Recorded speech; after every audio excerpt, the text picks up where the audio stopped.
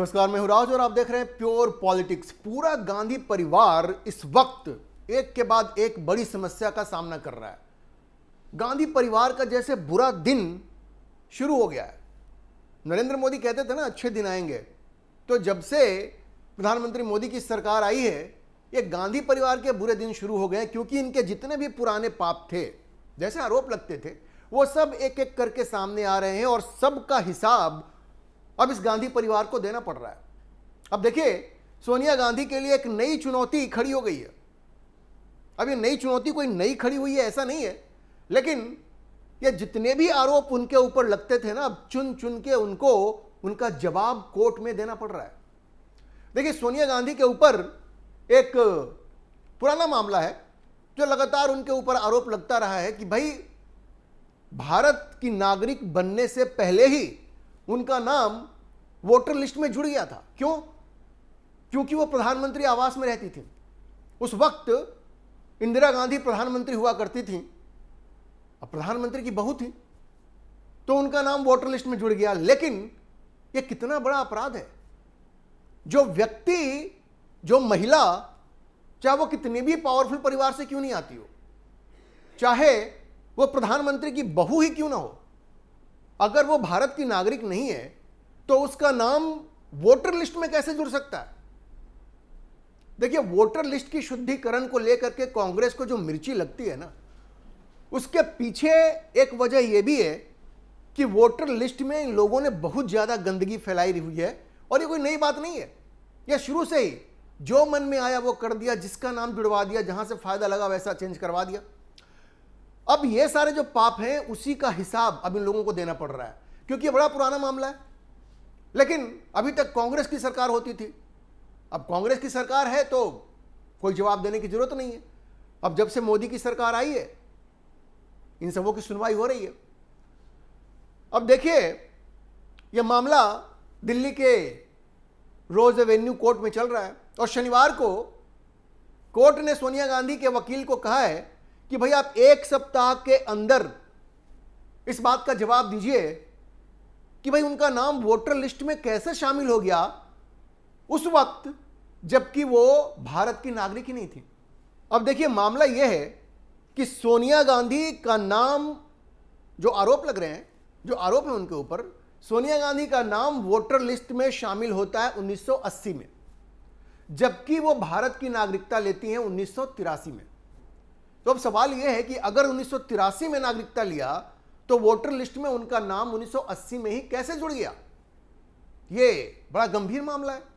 अब तक आरोप लगते थे, कोई जवाब देने की जरूरत नहीं थी, किसी को कुछ कहने की जरूरत नहीं थी, लेकिन अब कोर्ट भी इसको सुन रहा है, क्योंकि पहले कोर्ट भी तो डरता है ना कि भाई इतने बड़े बड़े लोग हैं, गांधी परिवार, भारत का पहला परिवार, इतना रसूख, अब कोई नहीं डरता। प्रधानमंत्री मोदी की सरकार बनने के बाद ये तो कम से कम हो ही गया है कि जो भौकाल ये गांधी परिवार ने खड़ा किया हुआ था कि गांधी परिवार कुछ भी कर दे, कोई सुनवाई नहीं होगी, अब वो बात नहीं होती। कोर्ट भी अब नोटिस ले रही है। तो कोर्ट ने उनको समय दिया एक सप्ताह का कि भाई आप बताइए कि भारत की नागरिक बने बगैर आपका नाम वोटर लिस्ट में कैसे आ गया। अब देखिए, उनको मौका दिया गया है एक सप्ताह का और अब 16 मई को फिर से इसकी सुनवाई होगी। अभी मैं आपको बताऊंगा कि ये जो माँ बेटे हैं ये किस तरह से मुश्किल में पड़ गए हैं। एक तरफ ये सोनिया गांधी का मामला है, दूसरी तरफ वो राहुल गांधी का भी मामला है। राहुल गांधी की नागरिकता जा सकती है क्योंकि उनके ऊपर आरोप है कि उन्होंने दो पासपोर्ट रखा है। ये मैं आपको बताऊंगा कि कैसे कोर्ट ने कहा उत्तर प्रदेश की सरकार को कि भाई आप उसको इन्वेस्टिगेट कीजिए, या तो खुद कीजिए या किसी सेंट्रल एजेंसी से करवाइए। हालांकि उस पर एक स्टे लगा है, कोर्ट ने खुद अपने ऑर्डर को स्टे किया है ये कह के कि भाई ये एफआईआर होने से पहले एक बार राहुल गांधी का पक्ष भी सुनना चाहिए। मैं भी आपको विस्तार से उसके बारे में बताऊंगा। पहले सोनिया गांधी वाले मामले पे वापस आए तो सोनिया गांधी से कोर्ट ने ये पूछा है कि भाई आप इसका जवाब दीजिए। अब मैं आपको बता दूं कि जो पिटीशन है सोनिया गांधी के खिलाफ, ये जो पिटीशन फाइल किया गया है वो एडवोकेट विकास त्रिपाठी ने फाइल किया है और वो चाहते हैं कि सोनिया गांधी के खिलाफ इस मामले में एक एफआईआर दर्ज हो। देखिए, एफआईआर दर्ज होना बड़ा जरूरी है क्योंकि तभी तहकीकात हो पाएगी, तभी कानूनी जांच प्रक्रिया चल पाएगी। जब तक एफआईआर नहीं होगा तब तक यह कानूनी प्रक्रिया पूरी तरह से नहीं चल सकती। अच्छा देखिए, ये मामला पहले एडिशनल चीफ जुडिशियल मैजिस्ट्रेट के पास गया था, तो उन्होंने इसको खारिज कर दिया।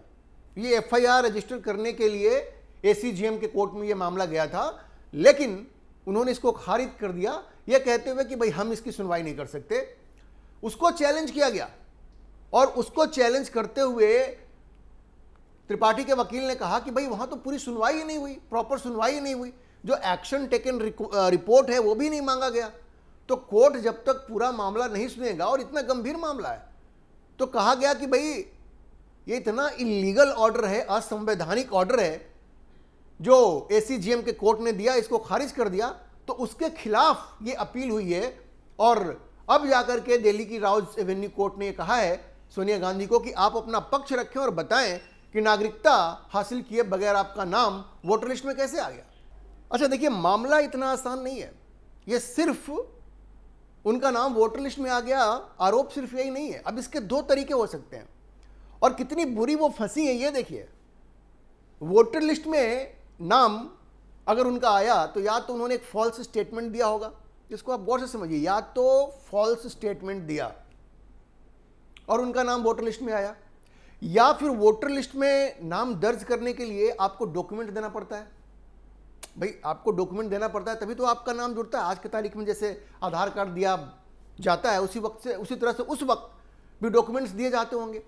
तो आखिर उन्होंने क्या किया, नाम कैसे आया उसमें, वोटर लिस्ट में उनका नाम कैसे आया? क्या उन्होंने कोई फॉल्स स्टेटमेंट दिया, या उन्होंने कोई गलत डॉक्यूमेंट दिया, चीटिंग की, फर्जी दस्तावेज दिए?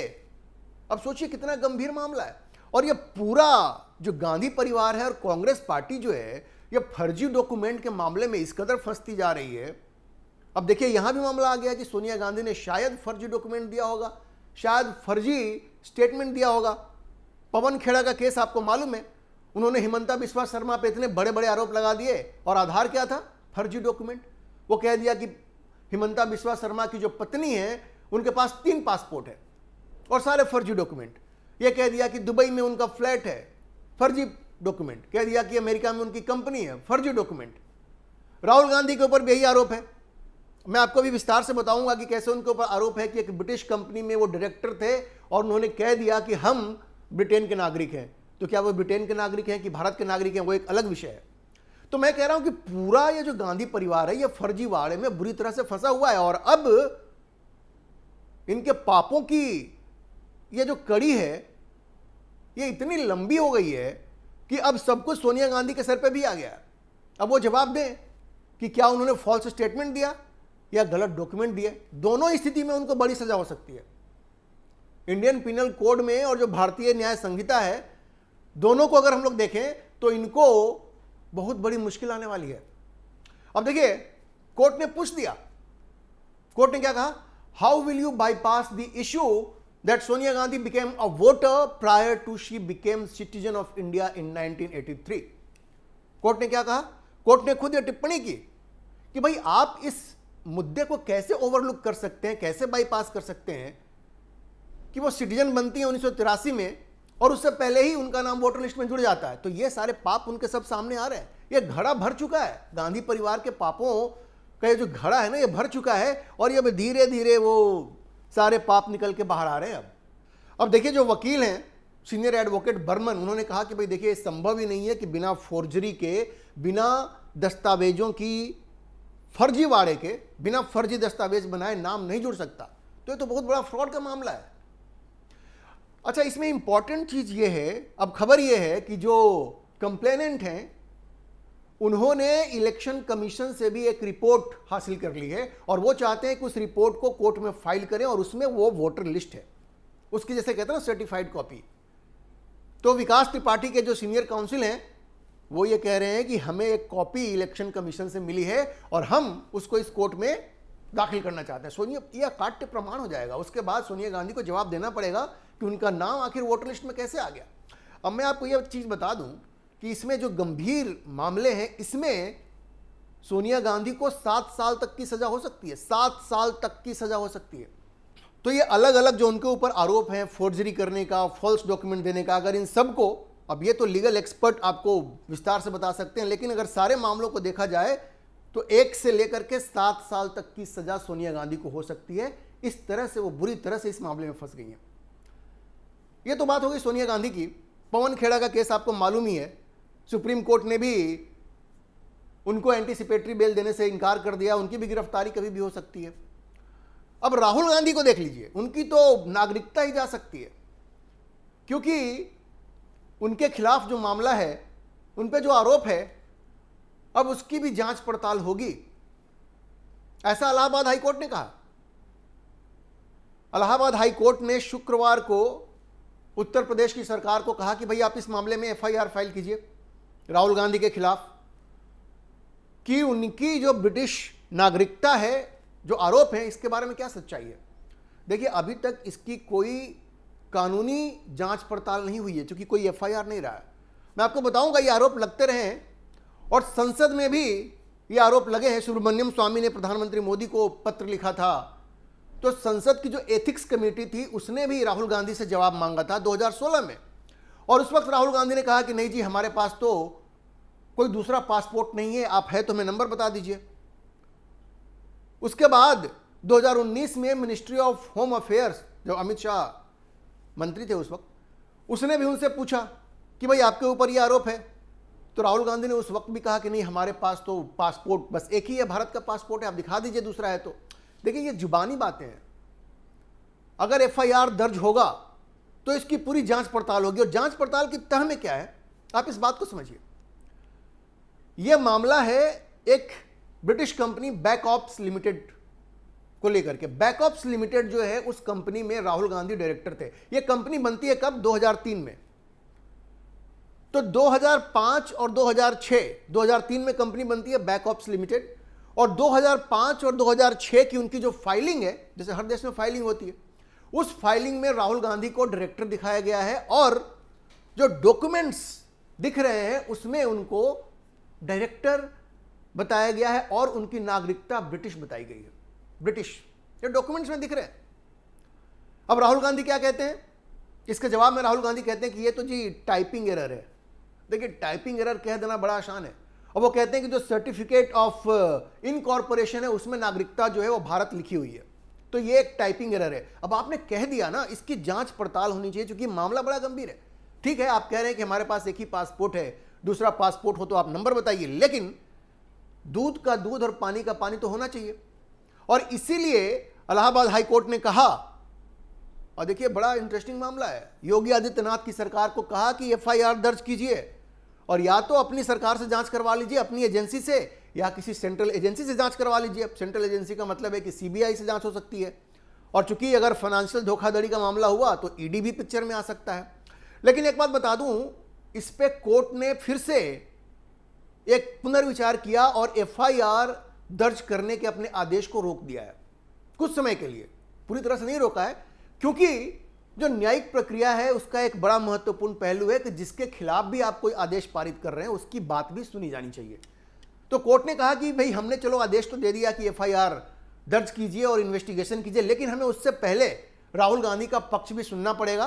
तो इसलिए कोर्ट ने कहा है कि अगली हियरिंग इसकी 20 अप्रैल को होगी, और राहुल गांधी से कहा है कि भाई आप अपना पक्ष रखिए। तो ये एफआईआर का जो खतरा है राहुल गांधी के सर से गया नहीं है।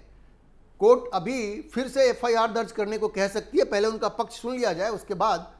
क्योंकि देखिए, ये ठीक है कि राहुल गांधी ने पार्लियामेंट की एथिक्स कमेटी को अपना जवाब दिया जब सुब्रमण्यम स्वामी ने ये आरोप लगाया था, लेकिन वो उन्होंने मौखिक जवाब दिया ना, कोई जांच पड़ताल तो हुई नहीं।